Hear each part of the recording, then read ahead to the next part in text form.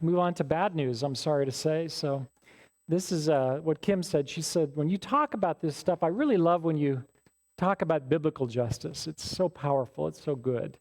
But now we got to switch to the counterfeit, and it's not as good. So I apologize in advance. But in order to catch a counterfeit, you have to know the original, but you also have to be aware of how the counterfeits are passing, right? How are they? What are they using to pass for the original? And we're going to pay some attention now to what is this thing called critical social theory, or the ideology of social justice. I want to try to get into the nuts and bolts of it in an hour here.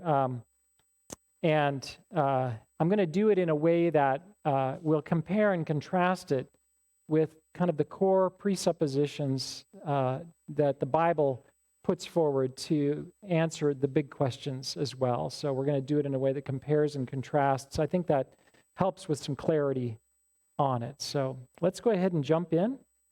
Let's begin. Do we have that third set of slides up? Are we ready to put those up? Okay, yep. Let's go ahead and put up that redefinition of justice. Justice redefined as social justice. Let's go ahead and put that definition up here if we could.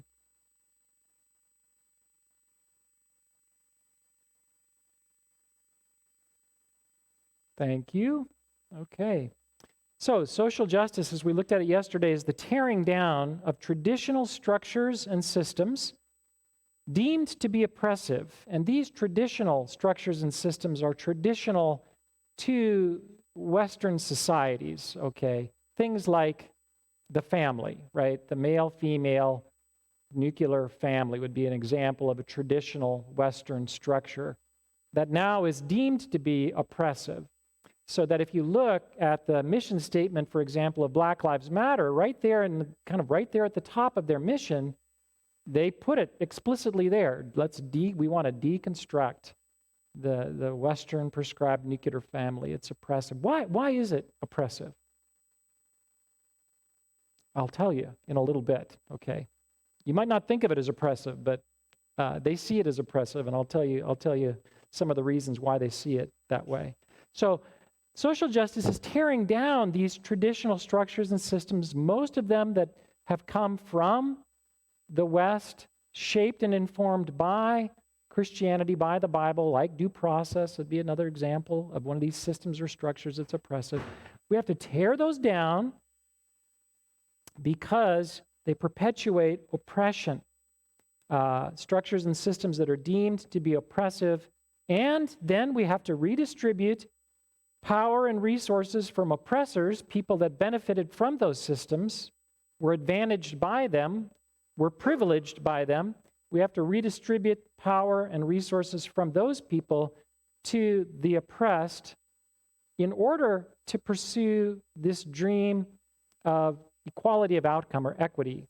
So, social justice redefined. Let's go on. Let's talk about this guy here a little bit. This is a new statue they put up in Trier, Germany, by the way. The Chinese Communist Party paid the money to put this up about 2 years ago in Trier. This is where Marx was from. So you can go and see that statue today. I think to understand ideological social justice, you have to understand Marxism, something about Marxism. And again, for me and for most of you guys, you have to kind of relearn it. Because if you're like me, you studied it, you were aware of it. We grew up during the Cold War. But I put it out of my mind, thought it was kind of done. And I was wrong. So I've got to go back and kind of refresh my thinking on it a little bit. Marx's worldview is built on the notion that the world can be divided into two basic categories: evil oppressors and innocent victims. Oppressors exercise their power and their domination by establishing and maintaining a network of often stealthy social institutions, structures, and systems that result in that is the oppressors, being advantaged or privileged in a host of ways. So that's the basic idea of Marxism. He limited his focus to the structures and systems that resulted in economic inequality between classes. So he was very focused on classes, the capitalists, the property-owning class, the bourgeoisie, and the working class and the proletariat. You remember some of these things. So Marxism, this is Marxism 101, the next slide there, just a little bit about it here. So you have these categories of good and evil. Marxism is, in some ways, it's a perversion of Christianity. It's kind of a secularization of Christianity. In other words, Marx borrowed a whole lot from Christianity that you couldn't really, it's not justified in a secular worldview, in a world without God. Like he brought in categories of morality, of good and evil. Well, in a purely secular worldview, those things don't make a lot of sense, right? So he's doing a lot of, Nancy Pearcey calls it hijacking, or he's hijacking a lot of ideas from Christianity and secularizing them in order to kind of create a secularized version of Christianity. That's part of what gives Marxism its power, by the way, because it has a morality. It talks about good and evil. The good are the victims, the oppressed victims. They're morally innocent, and these are the working class. Evil people are the oppressors. They're morally guilty. These would be wealthy property owners, capitalists, and bourgeoisie. The systems that they use to oppress the victims are capitalism. That's the system that he was focused on. Capitalism is kind of the root of all evil, according to Marx. So we have to get away from that system. We have to replace that system with socialism. So moral good and evil didn't have anything to do with personal behavior. For example, if you were in the Soviet Union and you were a morally upright person who was generous to the poor, and yet you were a property owner, you're guilty. Didn't matter how good you were, you're deemed guilty based on one thing and one thing only, class. And because you're guilty, you can expect that your property is going to be taken away from you. It's going to be given to the victims, and you are going to be sent to the prison camp. So that's the way it basically worked. Now, Marxism, I call it Marxism 101, okay? We know what happened with it, right? It got put into practice, these ideas got put into practice through a variety of experiments, social experiments in places like Russia and China and North Korea and Vietnam and Cuba and Venezuela. We know what the track record of these systems when they were put into practice was, or we should remind ourselves. There's never been a system, an ideological system that has resulted in more death and despair and destruction than Marxism. It's an incredibly destructive system, unbelievably destructive. It makes National Socialism, kind of pale by comparison. And it's ironic. We still, in the West, for whatever reason, that's the boogeyman, right? It's always the Nazis. It's Hitler. And we give, Stalin and Pol Pot and these guys, we give them a pass. So, but as Christians, we ought not to. They are the ones that are really the perpetuators of the greatest evils of the 20th century. But Marxism 101 never did take root in the West. It never really did take deep root until now, I would say, in the United States, for example. Why not? This surprised Marx. He very much believed that this socialist revolution it had an inevitable force to it that was going to take over the world. He was a firm believer in that. He was a firm revolutionary. But it never did take root here in the United States.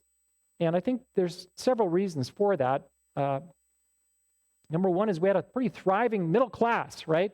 So we weren't as polarized as, say, Russia was before the communist revolution, with the serfs and, these rich property-owning people were very divided, very class-oriented. And the United States, too, was never very class-oriented. We did have our classes, but it wasn't like in the forefront of our minds, right?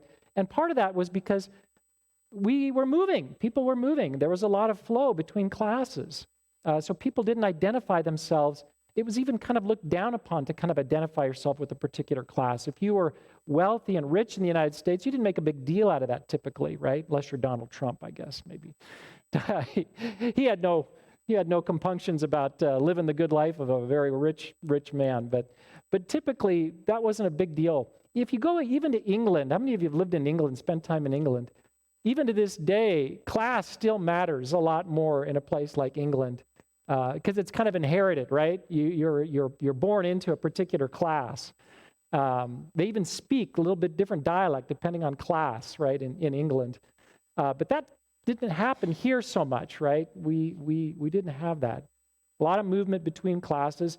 It's kind of this American dream, right? That was what drew people to the shores of this country and continues to do so. If we come to America, even if we're poor, even if we're lower class, we can make something of our lives through our hard work and our effort, because the system is going to establish a kind of a playing field where we can earn success. We can have earned success in this country through hard work and virtue. It's this American dream. A lot of Christians right now are kind of denigrating the American dream. I don't like that.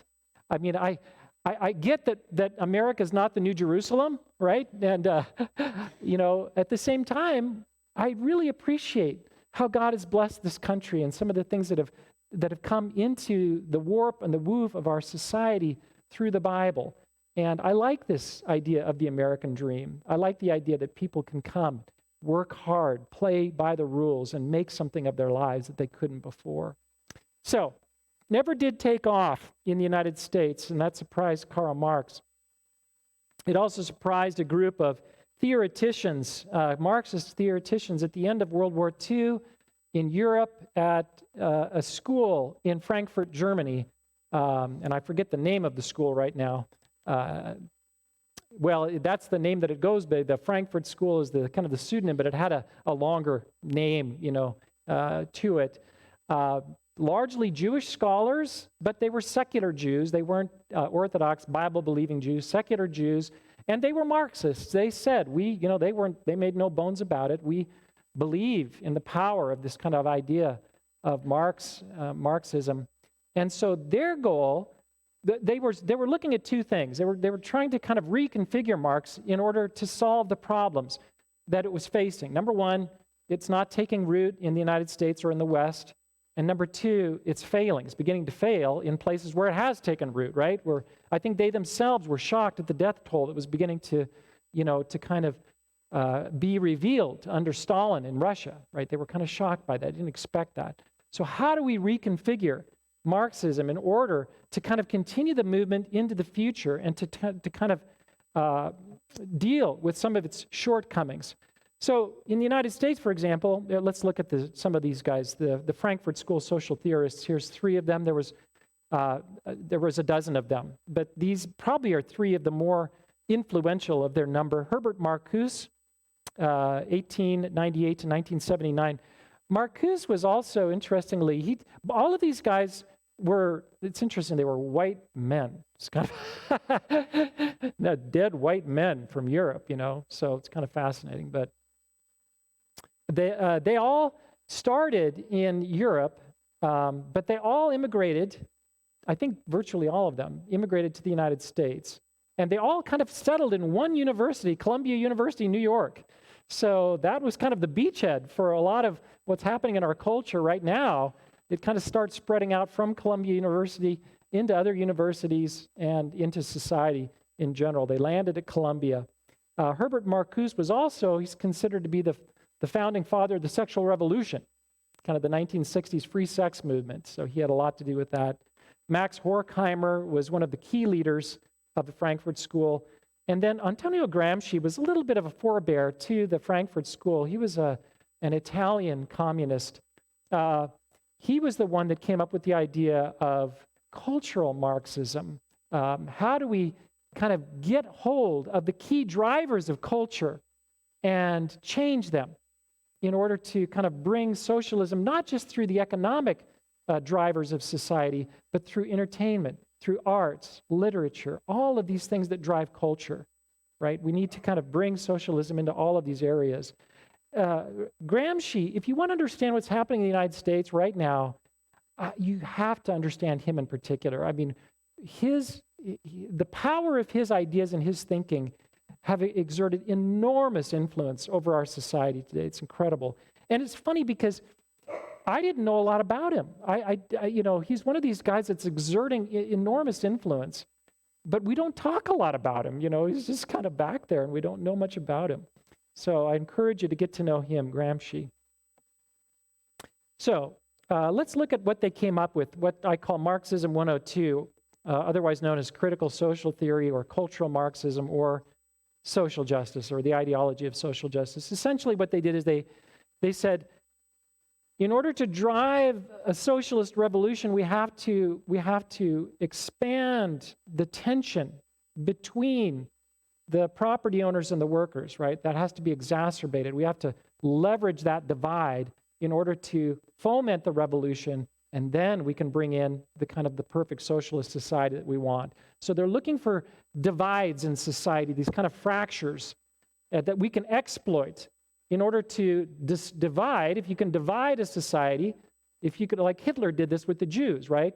I was talking to Don about this again at breakfast, and prior to the Nazis coming into power, the Germans lived just fine with the Jews. And not to say there weren't discrimination and there was some problems there, but more or less they got along, live and let live. There was no problem.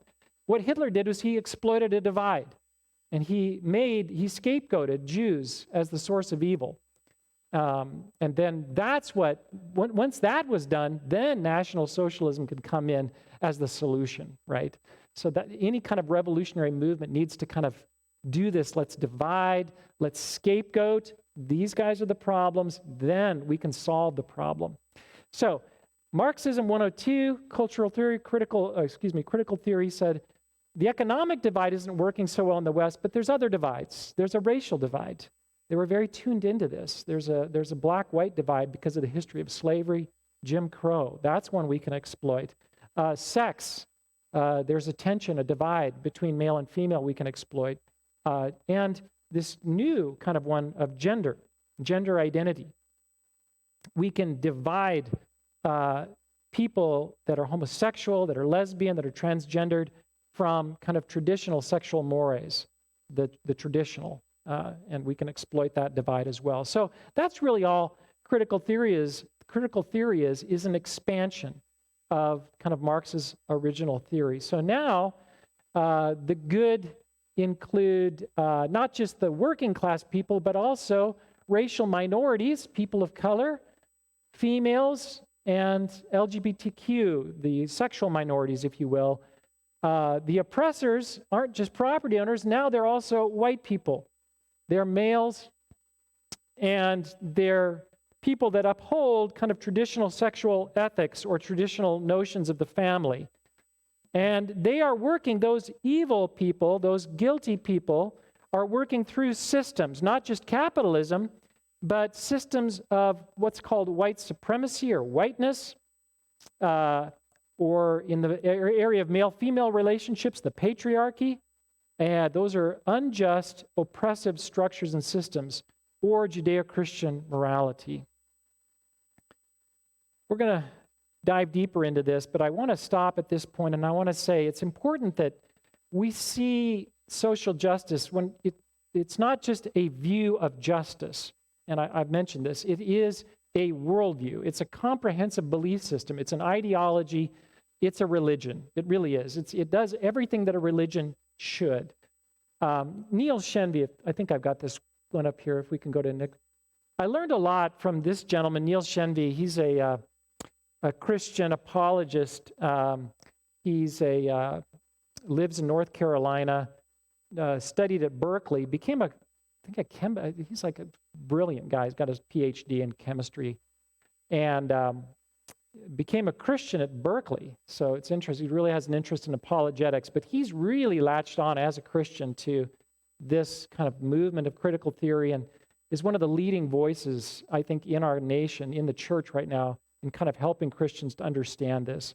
And Neil said something that really I latched on to. He said this. He said, too many Christians are trying to hold on to this ideology of social justice and a biblical worldview. They're trying to hold on to both, but it will not work because they hold diametrically opposed visions, values, and priorities. In other words, they're two opposite they're distinct worldviews. So because of that, Christians are going to be forced. You're going to have to kind of choose one or the other. If you choose social justice, it's going to erode your Christianity.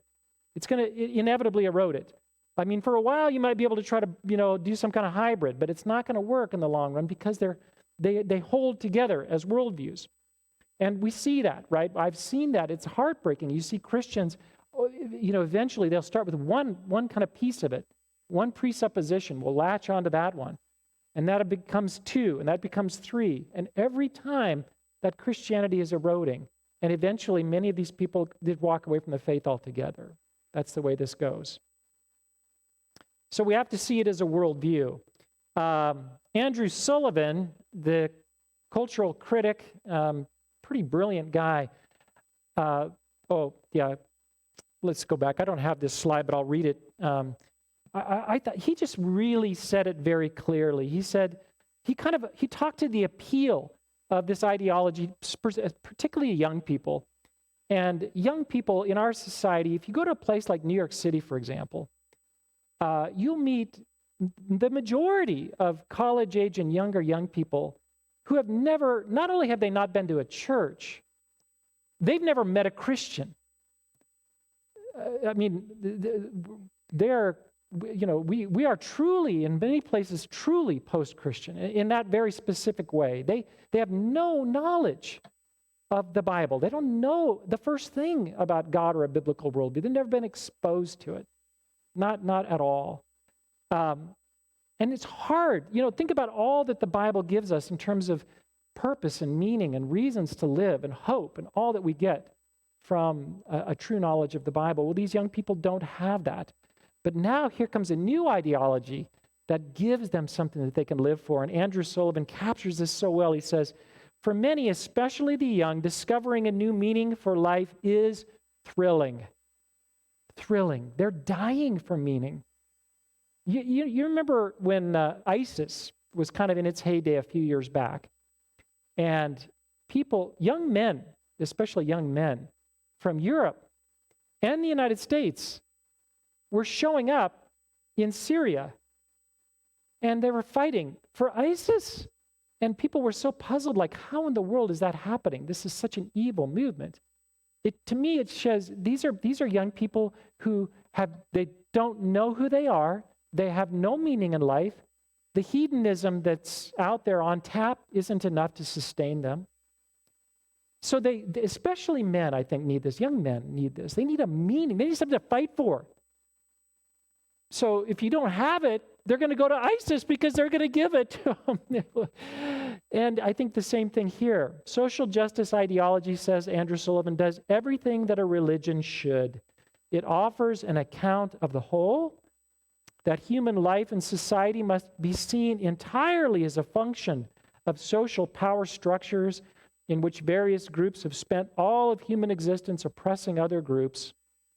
And it provides a set of principles to resist and to reverse this interlocking web of oppression. That's the purpose. It gives you purpose. You can fight that. And that is thrilling. That word thrilling. It's why I think this ideology is growing with such force, particularly amongst our younger people. So let's dive into it. Let's look at the ideology. 12:30, I think. Is that right, Phil? Okay, I want to be a little more careful with my time here. Okay, 12:20 because of the question. Sure. What is ultimately real? All worldviews have to answer this basic question. What's ultimately real? If you keep pushing back and back and back and back, where do you get to? Well, the biblical worldview answers that question this way. Ultimate reality is grounded upon God himself, the God of Genesis 1:1. Why? Because in the beginning, before anything, right, God existed. And he created the heavens and the earth. So he is the one that defines reality. He's the bedrock, the source of reality. Ideological social justice, because of its roots in the secular West and Marxism, it's atheistic, it's secular. God is out of the picture. There is no God. So then who defines reality? Well, people do, right? We do. So, in fact, it's the human mind that defines what is real. You see this particularly, this kind of, this appealing to the human mind as the source of reality, particularly in this transgender moment and movement, right? It's interesting, during the days of modernism, science, right, was kind of, we got rid of God, but we still have this objective world, and we can understand the laws through science of how the world works. And that has kind of authority in the modern world, right? Science has authority because it tells us there's an objective physical world, and science is the thing that gets us insights to that. But now, even that's gone, right? So science has been kind of devalued. And now it's what I believe is true. That becomes reality. So you see it in the trans movement, for example, in the sense that even if I'm born into a male body, I've got all the male parts, I've got the male's, chromosomes, and I want to be female, right? I define that. I get to say, I have the final say, not biology, not physical biology, not God who created me. I get to say it. That's postmodern ultimate reality. There was a video, it's fun to talk about these things, but there's a little video, came out on YouTube a few years back. I think it was the Policy Center, it's a Christian group up in Washington State, Center for Family Research or something like that. And a young guy, goes onto the campus of the University of Washington and interviews students on this question of ultimate reality. He's trying to probe a little bit. I don't know if you saw this. And he goes up and he says to a student, he's probably about 5'10" young guy, white guy. He goes up to a student and he says, if I told you I was a woman, how would you respond? And students go, well, fine. If that's what you want to be, that's fine. Fine, I'll respect that. You can be a woman. So then he goes up to another student and he says, if I told you I was a Chinese woman, how would you respond? Well, that was a little tougher. It was like, I guess as long as you're not hurting anyone, that's okay. You can be a Chinese woman. He goes up to a third student and he says, what if I told you I was a 6'7" Chinese woman? Well, that was like, you could see these students like he's just struggling with that one. Like, golly, I don't know. If I can, I don't know, 6'7", you're not, But if that's what you want to believe, I guess that's what you can do. Kind of you be you, right? If you want to be a 6'7" Chinese woman, that's fine. Well, he ends this little clip by looking into the camera and he goes, it shouldn't be hard to tell a 5'10" white man that he's not a 6'7" Chinese woman. But for some reason today it is. Why is that? And he just kind of leaves that question hanging out there. Why is that it's hard to tell me that I'm not those things? Well, it's because now ultimate reality is defined where? Not, God doesn't define it anymore. Science no longer does either, right? Who does? The sovereign mind. You define what's real. Think about it too. Ideological social justice is obsessed with power. That's one thing you notice about it. Everything's about power. It really has an obsession with power. I think one of the reasons for that is because when you strip God away, you strip objective truth away, right? Truth becomes relativized. There is no such thing as true truth, if you will. There's no such thing as objective truth, objective morality, right? Now the phrase is my truth, right? You've got to believe your truth, and your truth is not my truth, and we all have our own truths, right? Everything is subjectified. So when objective truth goes away, everything devolves into power, right? It just does. Everything is seen as political. This kind of quest for power lurks behind every human interaction. Somebody's always jockeying for power. And power in this worldview is seen very negatively. Power is used for one thing and one thing only, and that is to kind of establish a hegemony, to establish an advantage, to establish a privilege over others, to use them for personal gain, in the New Testament language, to lord it over others, to exercise authority. So power in this worldview is only talked about in that very negative way. Now, do they have something there? Yes, because in a fallen world, people have abused power, haven't they? All the time. In families, in societies, in schools, we see it, right? So there's something to that. But as Christians, we have to ask ourselves the question of power. Is power negative? Is it intrinsically a negative thing? Intrinsically. And the answer is no, it's not. Because God himself is the most powerful being in the universe, right? And he's good. Okay? I love that little, sorry. I go down rabbit trails and I can't, so we're going to have to keep going on here. Who are we? All worldviews have to answer the question of kind of human anthropology, if you will. What does it mean to be a human being? Human identity, that's a big thing right now. What does it mean to be a human being? The biblical worldview answers it this way. Ultimately, to be a human being is to be a creation. You're created by God. You're not God, but you're created by him. You're a creature, a creation. But you are unique in all of creation because only you bear the image of a good and a loving God. And that gives you inherent worth, dignity, value, immutable rights, as we were talking about before. So the biblical worldview has a view of human beings that is the highest view that you could possibly have. No other worldview ever in human history can come close to the high view of the human being that a biblical worldview has. And it's led to so much good for our societies, this high view of the human person, the dignity of the human person. Ideological social justice has a very different take on this question. Who are we? It says, well, there is no God. You're not made in his image. All there is kind of life on this human plane. So your identity is shaped particularly sociologically by the groups you belong to. Those groups define you. So we're creatures whose identity is wholly socially determined.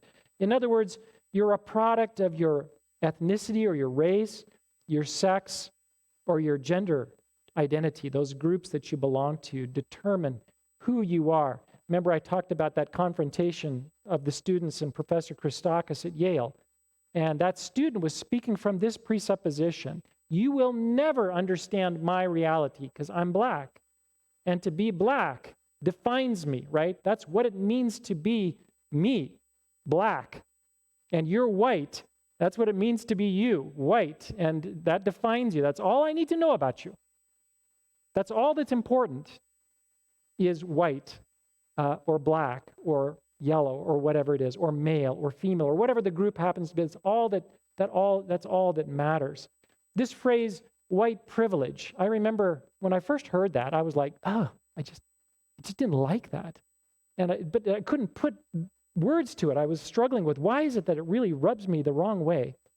And I thought, because it says all I need to know about whether you're privileged or not. Privilege is a real thing, right?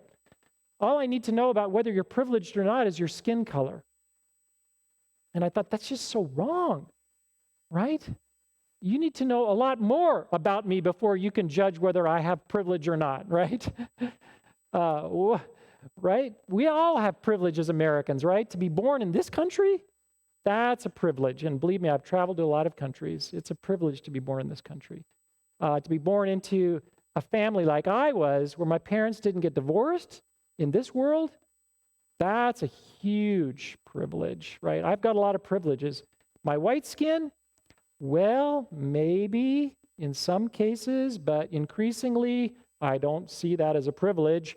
I've got a little nephew that I just adore who lives in Washington, D.C. with my sister's child, and brilliant kid. He graduated from one of the top private universities in Washington, D.C. with honors, almost a perfect SAT, and cannot get into the colleges he's applying to. Now, granted, he's applying to tough colleges. Yes, Kim. High school. Thank you for correcting me. Yeah. So been turned down Why? One reason only is white. And they're going to give advantage to kids with different skin colors. So white privilege, maybe, anyways. But the idea is that all we need to know about you, the most important thing about you is your groups. That's what defines you. Nancy Pearcey says this about this piece of ideological social justice. She says, individuals disappear in this worldview.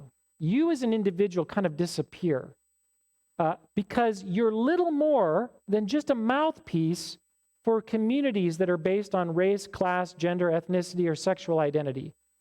Ideological social justice reduces individuals to puppets of social forces, and they are powerless to rise above the communities to which they belong. I just thought that was really well said. Jordan Peterson, if you follow him at all, he's so fascinating, isn't he, Jordan? If you haven't listened to him, he's a fascinating guy, professor at University of Toronto. Now he's just become a social media icon, and he's in the process of becoming a Christian too, isn't he? If you pay attention to him right now, my gosh, God is really working in his life. His wife is further along. I think now she's going to church. She prays, and she's got him praying at meal times now, and he thinks too much, but but nevertheless. One thing that I love about Jordan Peterson is he was one of the first guys as a university professor to speak up about the destructive nature of this ideology, and he was pretty clear about it. He said this about this kind of this understanding of the human being that comes out of this worldview. He says, ideological social justice denies the existence of the individual because it claims that all you are is an avatar of your group interests.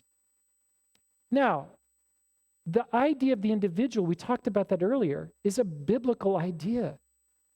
God knows you by name, and he's going to call you when you get to heaven by that name.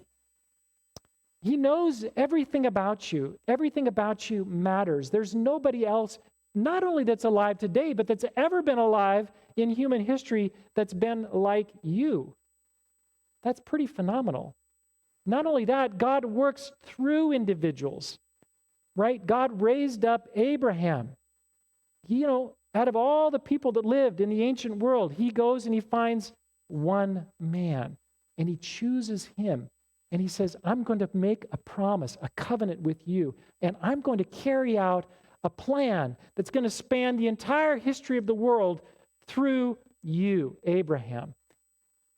And he raises up people like William Wilberforce to end the slave trade, and he raises up you and me, knows us by name, loves us as individuals, and uses us to extend his purposes through our lives. So this idea of the individual is so powerfully rooted in a biblical worldview. Well, ideological social justice strips you of your individuality. Who you are doesn't matter. You become an avatar of the group that you belong to, just a mouthpiece. That's all you are. How dehumanizing is that? Isn't that horribly dehumanizing? So, again, existential threat. What's our fundamental problem? We have a world where things aren't as they should be. There's no denying it. Even if you're not a Christian, right? There's pain, there's suffering, there's war, there's bloodshed, there's tears. Things are really wrong. How is it that things got so wrong? Well, the biblical worldview has an answer to that question. It says this: rebellion. Everything turned the wrong way when our forebears, Adam and Eve, rebelled against God, chose to turn their backs on him and go their own way. All have sinned and fallen short of the glory of God. That rebellion, original rebellion, broke the relationship that we have with God, the most important relationship in our lives, the ones where we were created for. It got broken. We're alienated. We no longer know who we are because we're cut off from our Creator. But not only was that relationship broken, when that relationship broke, every other relationship was fractured as well. The relationship that we have with one another, that was broken.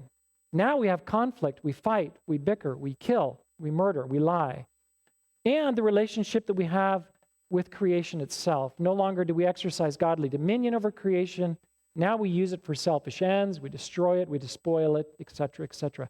Every relationship that God created was broken because of that human rebellion. So that's why things went wrong.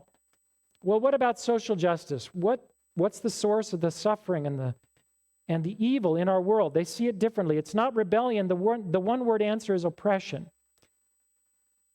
In their cases, white heteronormative males have established and maintain hegemonic structures of power in the world today, and they use those systems and structures to oppress and to subjugate their victims, women, people of color, sexual minorities, and others. The problem in the world is oppression, specifically the systemic oppression of white heteronormative males.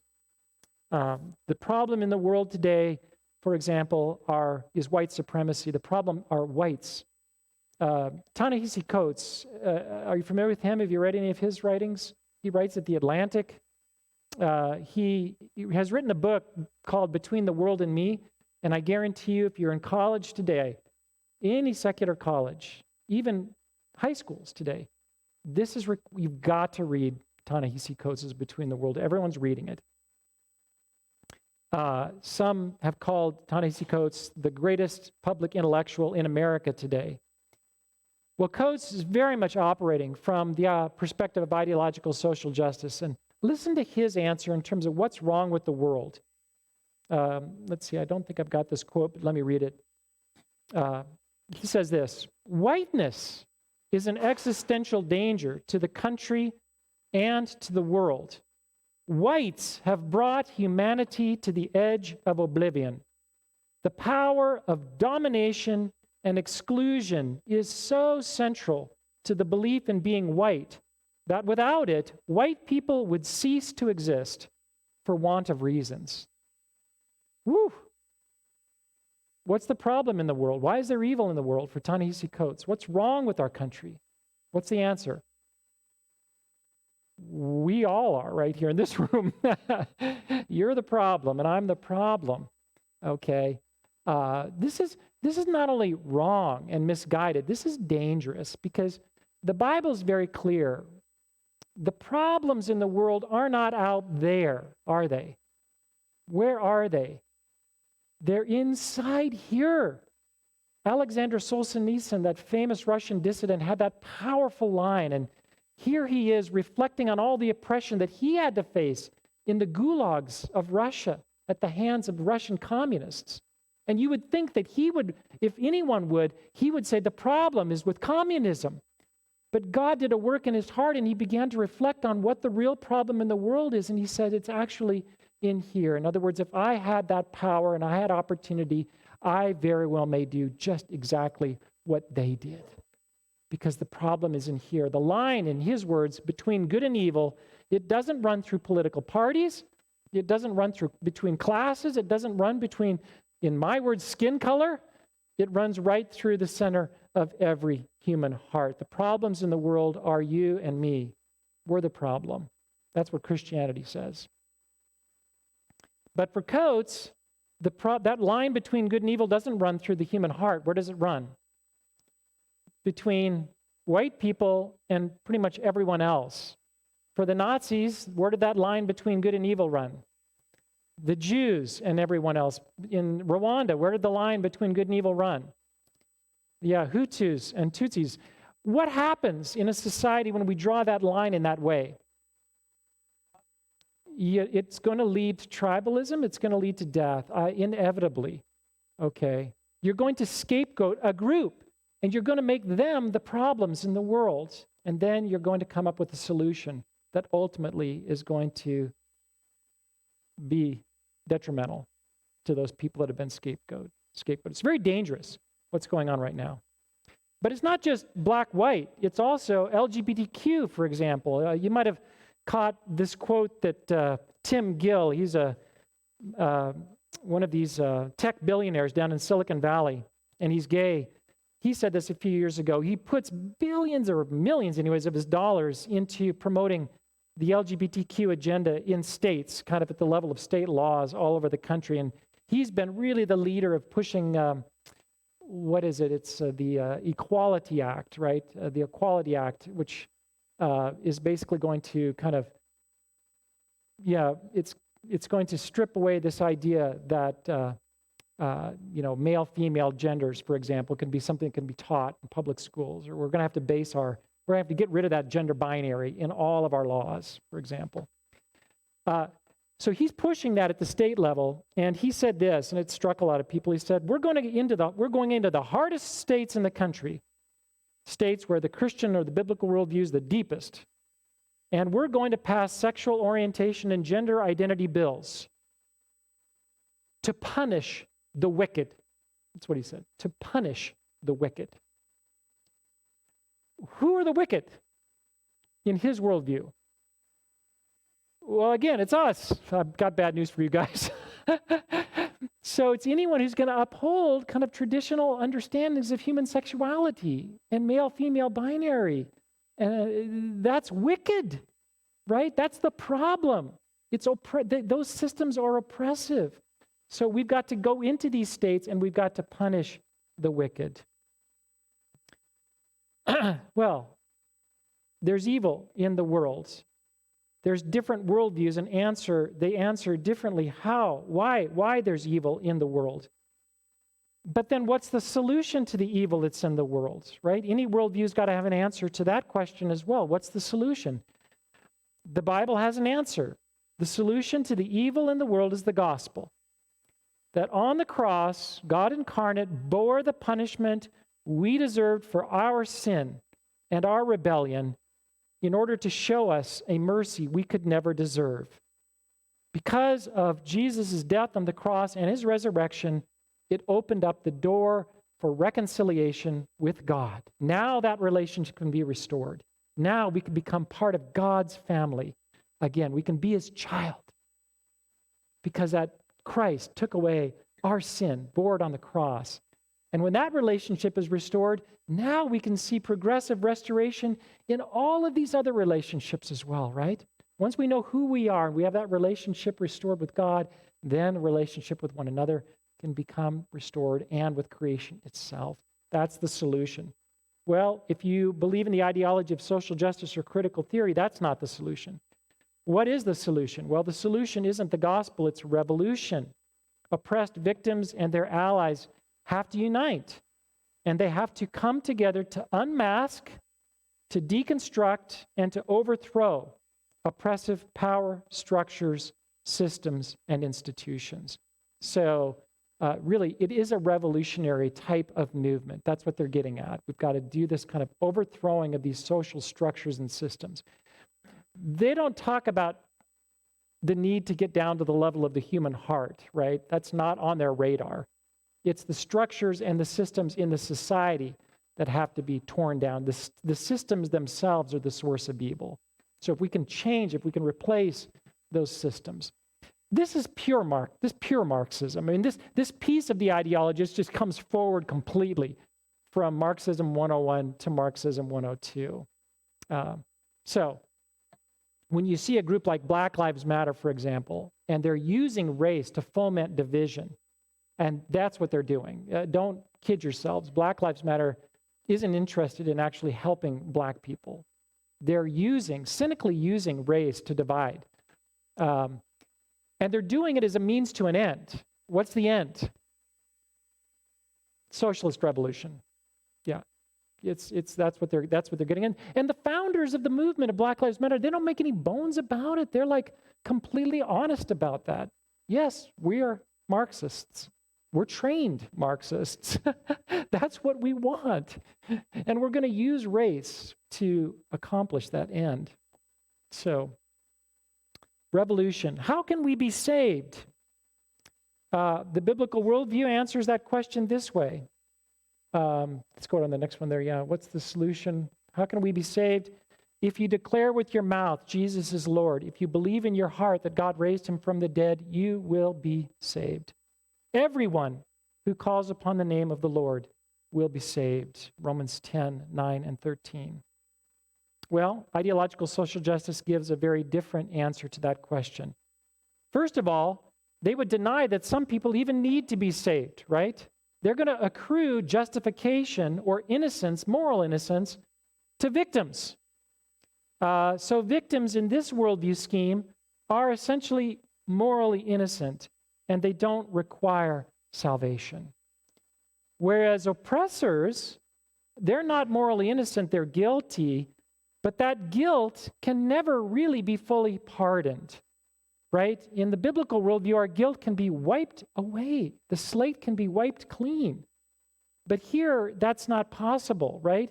There is some kind of partial salvation that can be available to guilty people if you, and you saw this last summer where people were getting down on their knees, like it was kind of creepy, right? They were literally getting down and they were asking for pardon, right? Before black people or whatever it was. So you can receive some pardon if you confess that you are complicit in this oppression, and then you throw your full support, behind the revolution. But or become an ally is the word that is used. You want to become an ally. But even that, Ta-Nehisi Coates once was asked, he was pushing reparations. He's a key advocate for reparations to the tune of billions of dollars, like he's openly pushing for this. And somebody once asked him, well, let's say that you could do that. You could institute a system of reparations today that would transfer billions of dollars from whites to blacks. Would that wipe the slate clean, right? Would there be essentially justification now for white people? And the answer that he gave is, you can never fully pardon the sins of slavery. I just thought, again, it's so dark. There's no hope for full pardon. That means there's no hope for reconciliation, right? I'm always going to hold it against you, always. So, by the way, in Galatians, Paul says, if anyone preaches to you a gospel other than the one that I've preached, let him be condemned. Social justice is dangerous because it is a false gospel. It's giving people, it's opening a possibility for justification to be made right apart from Christ. And this is one of the appeals. We were talking yesterday about why is it that so many people are coming into this ideology? And I think one of the key appeals of the ideology for people is their guilt. Everyone's morally guilty.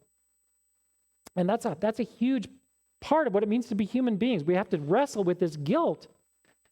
And so it's very appealing when somebody gives you a sense of a solution, a sense of justification apart from Christ. You can be justified. You can be made right.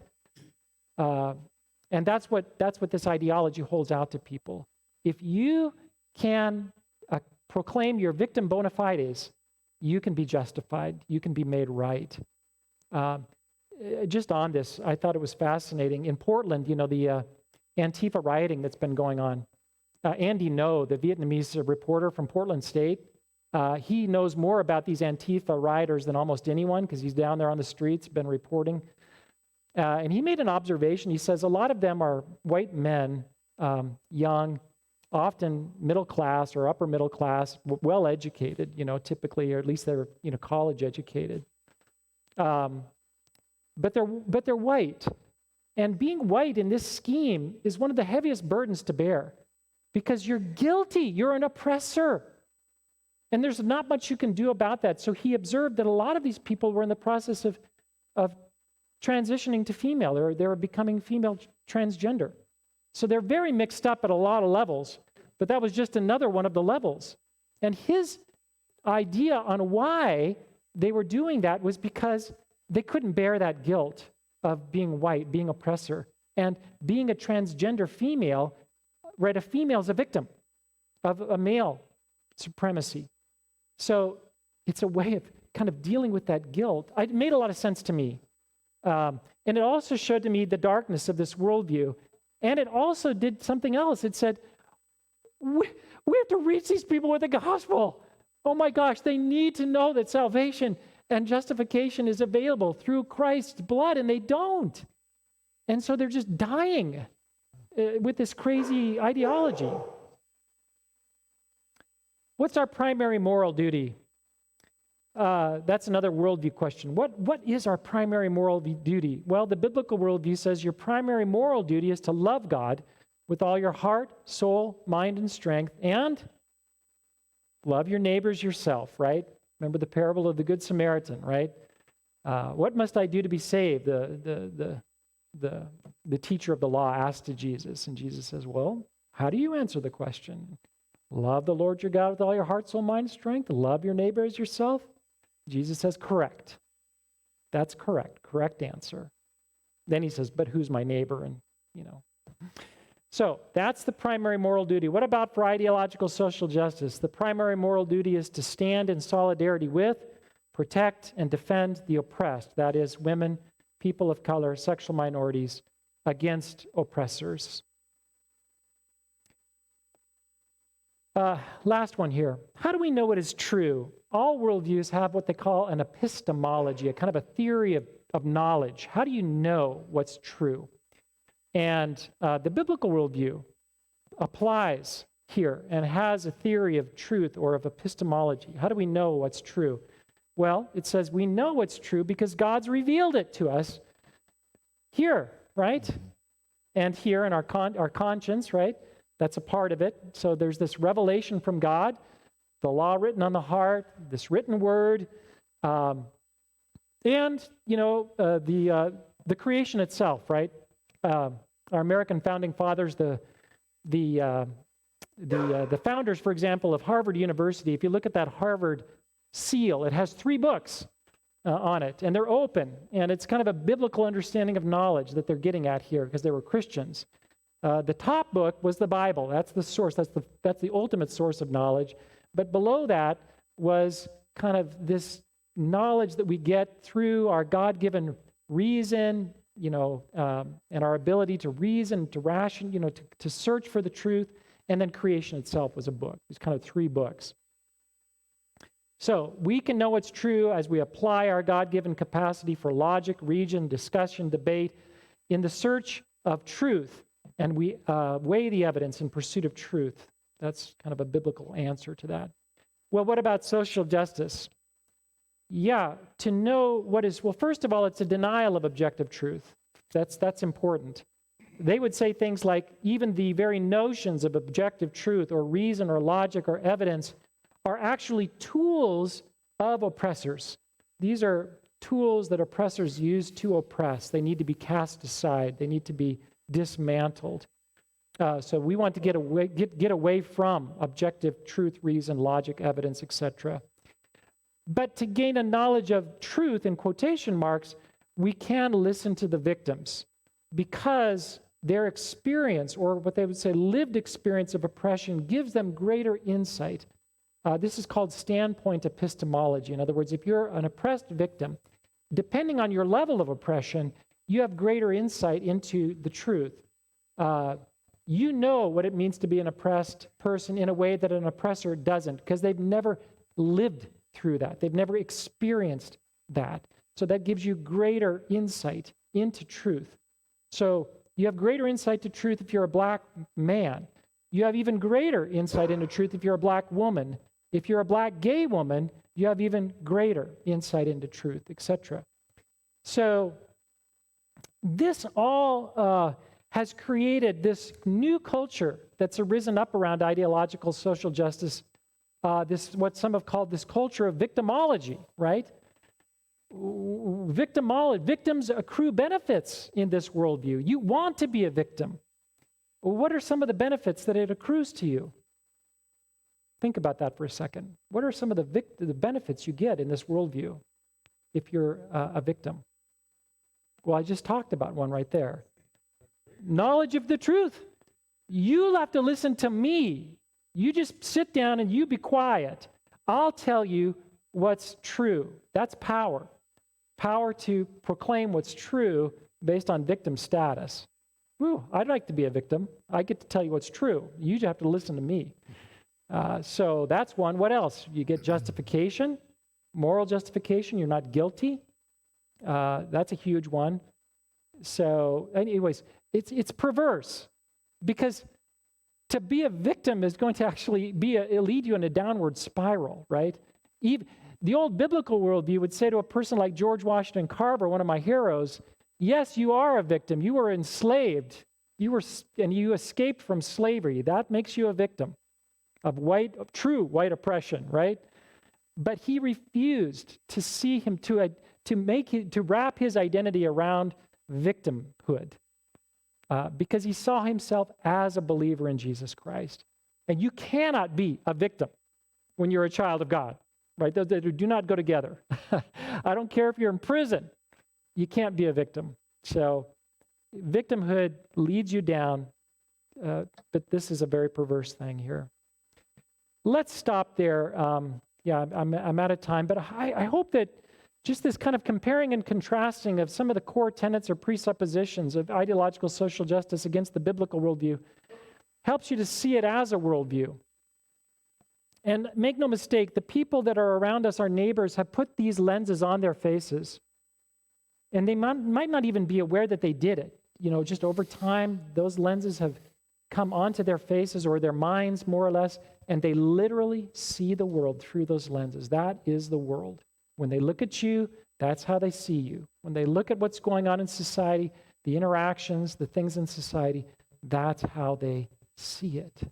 That's become, in a way, it's become a set of blinders. It blinds them to see anything beyond that. That's the power of worldview.